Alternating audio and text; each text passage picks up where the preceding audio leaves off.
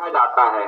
उसी प्रकार से हम पिछड़ी जाति समुदाय या SC/ST जिन्हें हम कहते हैं अनुसूचित जाति या जनजाति, यह समुदाय चतुर्वर्ण के आधार पर शूद्र कैटेगरी में आती है, परंतु यह हमारे समाज के लोग कहते हैं या हमारे समाज को बताया जाता है कि हम पिछड़ी जाति के लोग शूद्र नहीं हैं, हम लोग उच्च जाति के हैं। इसका प्रमाण आप सबको अभी वर्तमान में देखने को मिला। यामिनी साहू, जो यामिनी साहू कथावाचिका थी, कथा याचिका को यह कहा गया कि तुम एक नीच शूद्र जाति के हो, इसलिए तुम सामान्य वर्गों के द्वारा कि तुम कथा याचिका नहीं कर सकती हो, तुम नाच गाना करो।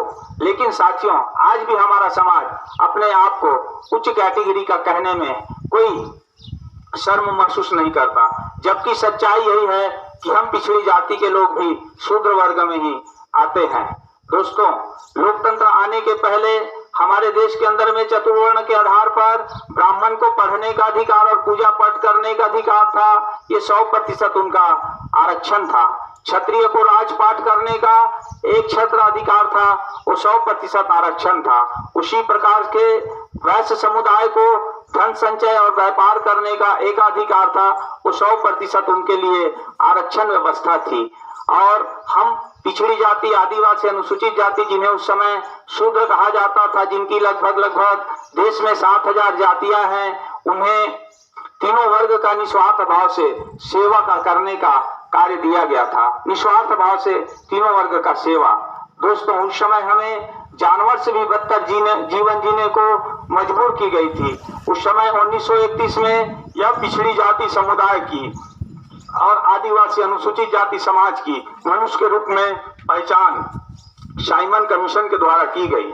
साइमन कमीशन के द्वारा हमारे देश के अंदर में जब सर्वे हुई, तब हमारे समाज को शिक्षा, संरक्षण और संपत्ति से शासक वर्गों ने वंचित कर रखा था। और जब इस जाति की सर्वे हुई, तब पता चला कि इस देश के अंदर में जो कमजोर, असहाय, जो तीनों वर्ग का निस्वार्थ भाव से सेवक थे, दास दासी थे, उनकी जाति 3,743 जातियां के रूप में पहचान हुई, जिसे अन्य पिछड़ा वर्ग कहा गया। और इस पिछड़ी जाति समुदाय को संविधान में आर्टिकल 340 में स्पष्ट रूप से उल्लेख है कि यह समाज को मुख्य धारा में लाने के लिए शिक्षा, संरक्षण के क्षेत्र में राजनीति, व्यवसाय के लिए करने का अधिकार और स्कूल में पढ़ने का अधिकार और शासन में भागीदारी के लिए, जैसे 100 कलेक्टर कमिश्नर बनता है तो पिछड़ी जाति का 52 बनना चाहिए। उस समय छोटू राम जी को और LD चौरसिया को इंग्लैंड से भेजा गया कि तुम पिछड़ी जाति समुदाय के साथ में जो अनैतिक कार्य हो रहा है, पशु से भी बदतर, तो वह समाज का प्रतिनिधित्व के लिए भेजा गया।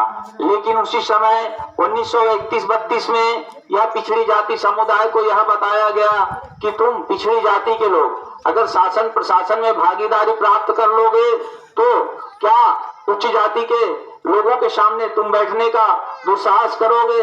ये उचित नहीं होगा।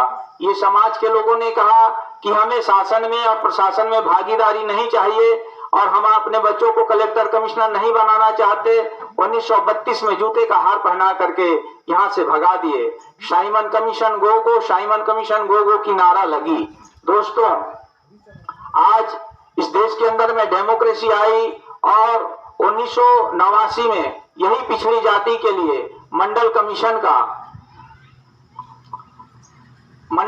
आई। और मंडल कमीशन आने से पहले इस देश के अंदर में ये कहा गया कि यह देश के अंदर में डेमोक्रेसी है और डेमोक्रेसी के आधार पर सभी समुदाय को सभी क्षेत्र में हिस्सेदारी मिलती है, उसे लोकतंत्र कहा जाता है।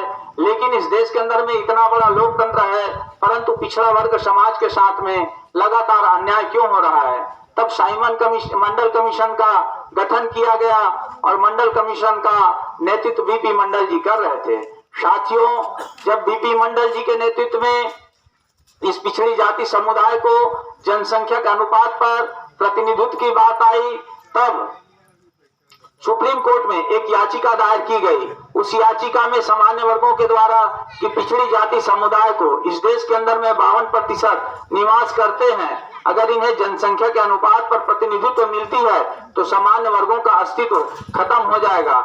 इसलिए किसी भी हाल में इन पिछड़ी जाति के लोगों को वह प्रतिनिधित्व और अधिकार से दूर रखा जाए। साथियों, उस समय हमारे समाज के लोगों को ये बातें समझ नहीं आई और मंडल कमीशन के विरोध में मैं स्वयं जो है उस समय आंदोलन में शरीक हुआ था। दोस्तों, जब हमें याद हुई कि मंडल कमीशन है क्या, मंडल कमीशन आपके पिछड़ी जाति समुदाय के जो बच्चे हैं जो शिक्षा ग्रहण करने जाते हैं उसको शासन और प्रशासन में भागीदारी सुनिश्चित करती है। दोस्तों, इस देश के अंदर में बड़े पैमाने पर मंडल कमीशन का विरोध हुआ।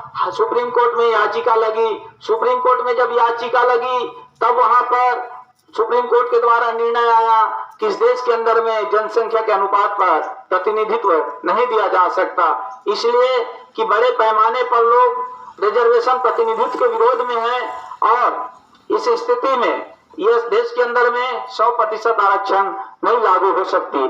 तब 50% आरक्षण की घोषणा सुप्रीम कोर्ट के द्वारा की गई। दोस्तों, जैसे ही 50% आरक्षण की घोषणा हुई और अब हम छत्तीसगढ़ की ओर आए और छत्तीसगढ़ के जैसे ही गठन हुई तो छत्तीसगढ़ में अनुसूचित जाति समाज, जिन्हें हम गाड़ा घसिया सतनामी ये हम कहते हैं, जिनकी 12% जनसंख्या है, वो अपने संवैधानिक अधिकार जनसंख्या के अनुपात पर संघर्ष करके प्राप्त करते हैं। ठीक उसी प्रकार से आदिवासी समाज छत्तीसगढ़ में 32% है, वह सामाजिक अपने संवैधानिक अधिकारों को संघर्ष करके प्राप्त करता है। रही सवाल पिछड़ी जाति की, तो पिछड़ी जाति छत्तीसगढ़ में लगभग 53% है, लेकिन इनको सरकारी नौकरियों के क्षेत्र में मात्र 6% लाभ मिलता है। उसी क्रम में हम आगे चलें तो जिन्हें हम उच्च जाति कहते हैं, जिन्हें सामान्य वर्ग कहते हैं, इस देश के अंदर, इस प्रदेश के अंदर उन्हें 50% सरकारी नौकरियों में, राजनीति में, उद्योग में इन्हें लाभ मिलता है। दोस्तों, अब हम सब आगे चल के देखें, उन अभी 2015-16 में अन्य पिछड़ा वर्ग समाज के 314 बच्चे लोक सेवा आयोग का जो परीक्षा दिलाए थे, जो उच्च शिक्षा प्राप्त किए थे, जो लोग टॉपर थे, उनकी जो है आईएएस अधिकारी के रूप में सिलेक्शन करनी बाकी थी। उसी दरमियान जो है उच्च जाति के लोगों को जो है आवश्यक बैठक करना पड़ा, जिन्हें हम उच्च जाति में ब्राह्मण क्षत्रिय वैश्य कहते हैं। उनके द्वारा दिल्ली में, नागपुर में, लखनऊ में और हमारे छत्तीसगढ़ प्रदेश के अंदर में भी बड़ी बड़ी इन लोग की बैठक हुई। बैठक में ये निर्णय लिया गया कि एक साथ अगर 314 बच्चे लोकतंत्र का लाभ लेते हैं आर्टिकल 340 के आधार पर, कोई बात नहीं, इन्हें 65 साल के बाद में अधिकार मिलती है, परंतु सामान्य वर्गों की अस्तित्व खत्म हो जाएगी। इसलिए किसी भी हाल में इन पिछड़े वर्गों के बच्चों को आईएएस अधिकारी बनने से रोका जाए, यह निर्णय लिया गया और केंद्र सरकार से आगाह निवेदन किया गया कि किसी भी हाल में पिछड़ी जाति के 314 बच्चे को आईएएस अधिकारी बनने से रोका जाए। उस समय उस प्रदेश के अंदर में और दिल्ली के अंदर में बातें चली, तब कहा गया कि सामान्य पिछड़ी जाति जो समुदाय है इस देश के अंदर में 52% है और आर्टिकल 340 उनको वकालत करता है कि अन्य पिछड़ा वर्ग को भी उनके अधिकार जनसंख्या के अनुपात पर प्रतिनिधित्व मिलना चाहिए, परंतु इसे किसी भी हाल में आपको रोकना होगा। तब संसद में 2016 में कानून बनी कि यह जो 314 बच्चे लोक सेवा आयोग का परीक्षा दिला करके पास हुए, इन्हें जो है क्रीमी लेयर के श्रेणी में ला करके इन्हें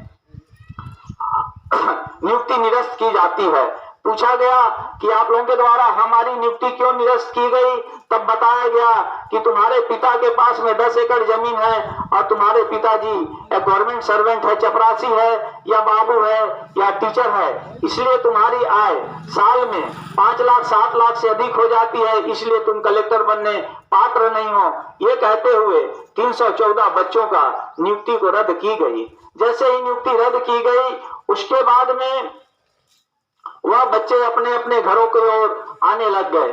दोस्तों, आप लोगों को ज्ञात होगी वह जो 314 बच्चे के जो पोस्ट पर सामान्य वर्गों को बगैर परीक्षा दिलाए, लोक सेवा आयोग का परीक्षा दिलाए बगैर IAS अधिकारी केंद्र सरकार के द्वारा बनाया गया। अब इस संदर्भ में हमारे देश और प्रदेश के अंदर में कभी भी कोई हलचल नहीं हुई, हमारे समाजों में कभी कोई चर्चा नहीं हुई। आप लोग को जान करके यह बात को दुख होगा कि उस देश के अंदर में पिछड़ी जाति जो समुदाय 314 बच्चे जो टॉपर थे उसमें 40 बच्चे अब तक आत्महत्या करके मर चुके, जिसमें देश भर में साहू समाज के भी 7 बच्चे थे। लेकिन उस संदर्भ में हमारे समाज की कभी कोई बैठक आहूत नहीं की गई, जबकि हमारा मानना है कि हमारा समाज सशक्त है, मजबूत है, लेकिन वो केवल और केवल रोटी और बेटी तक सीमित है।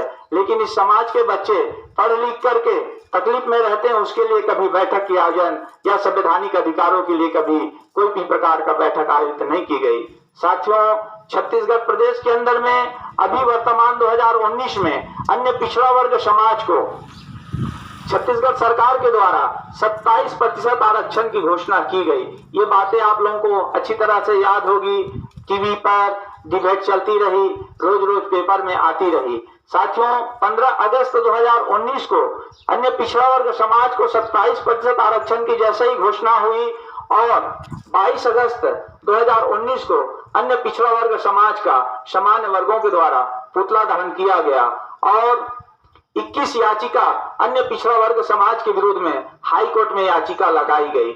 हमें तत्कालिक उसी समय सूचना दी गई कि 12 बजे रात के आसपास हमें सूचना मिली कि पिछड़ी जाति समुदाय का पुतला दहन किया गया और 21 याचिका अन्य पिछड़ा वर्ग समाज के विरुद्ध में सामान्य वर्गों के द्वारा लगाई गई। तभी हमने तत्काल निर्णय लिया और छत्तीसगढ़ के सभी संभागों में, सभी जिलों में एक आवश्यक बैठक हमने बुलाया। साथियों, लेकिन हमारे समाज के लोग उतने संवैधानिक अधिकारों के प्रति सजग नहीं होने की वजह से हमें तत्काल छत्तीसगढ़ के सभी जिले में सफल बैठक हुई और बैठक के उपरांत यह हमारी कार्यक्रम चल ही रही थी। उसी दरमियान 15 सितंबर 2019 को रायपुर में सामान्य वर्गों के द्वारा हम पिछड़ी जाति का पुनः पुतला दहन की गई और 20 याचिका और लगाया गया। तभी हमने 22 सितंबर 2019 को रायपुर में एक सेमिनार बुलाया। उस सेमिनार का हमने नाम दिया था कि हम कभी पिछड़ी जाति के लोगों ने सामान्य वर्गों के 10% गरीब सवर्ण के नाम पर जो केंद्र सरकार के द्वारा जो रिजर्वेशन घोषणा की गई उसका हम लोगों ने कभी विरोध नहीं किया, परंतु हम पिछड़ी जाति के लोगों को 27% आरक्षण की जैसे ही घोषणा हुआ सामान्य वर्गों के द्वारा, यह समाज के अधिकारों का विरोध क्यों? और हमने पूरे छत्तीसगढ़ के अंदर सोशल मीडिया के माध्यम से और प्रिंट मीडिया के माध्यम से अपील निवेदन किया था और रायपुर के भामाशाह छात्रावास में यह कार्यक्रम को हमने रखा। हमने वहां पर पूछा समाज के मुखियाओं से कि छत्तीसगढ़ में हमारे समाज की जब पुतला दहन की गई तब आप समाज के मुखियाओं के द्वारा इस संदर्भ में किसी भी प्रकार का प्रतिक्रिया क्यों नहीं आया? समाज के मुखियाओं ने कोई जवाब नहीं दिया।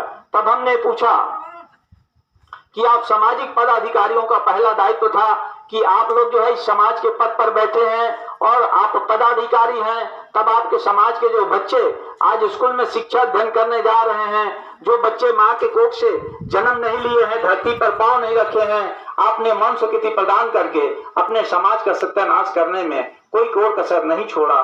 इसी स्थिति में हमारे देश के अंदर में, हमारे प्रदेश के अंदर में हमारे बच्चों का भविष्य कैसा होगा, ये हमने पूछा। तब जो है प्रतिक्रिया नहीं आई। हमने पूछा छत्तीसगढ़ के अंदर में जिन वर्गों ने हमारे समाज का पुतला दहन किया वह वर्ग की जनसंख्या कितनी है, पता नहीं, उन्हें जवाब नहीं मिला।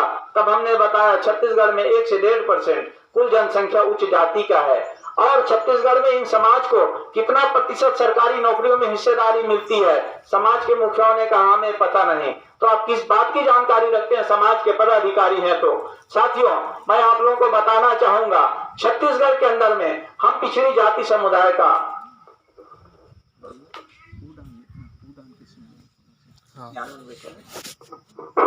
तब छत्तीसगढ़ में आप लोगों को ज्ञात होगी हम पिछड़ी जाति समाज को मात्र सरकारी नौकरियों में 6% हिस्सेदारी मिलती है, आदिवासी समाज को 32% अनुसूचित जाति समाज को 12% और इस तरह से 50% होने में मात्र हमें 6% मिलती है, जिसमें 50% जो बचती है वहाँ कहा जाता है, वह रिजर्वेशन कोटा कहा जाता है। जो समुदाय के लोग छत्तीसगढ़ में 1% जनसंख्या निवास करता है वह समाज को 50% आरक्षण का लाभ मिलता है। सामान्य वर्ग गरीब के नाम पर 10% और सामान्य कैटेगरी के नाम पर 40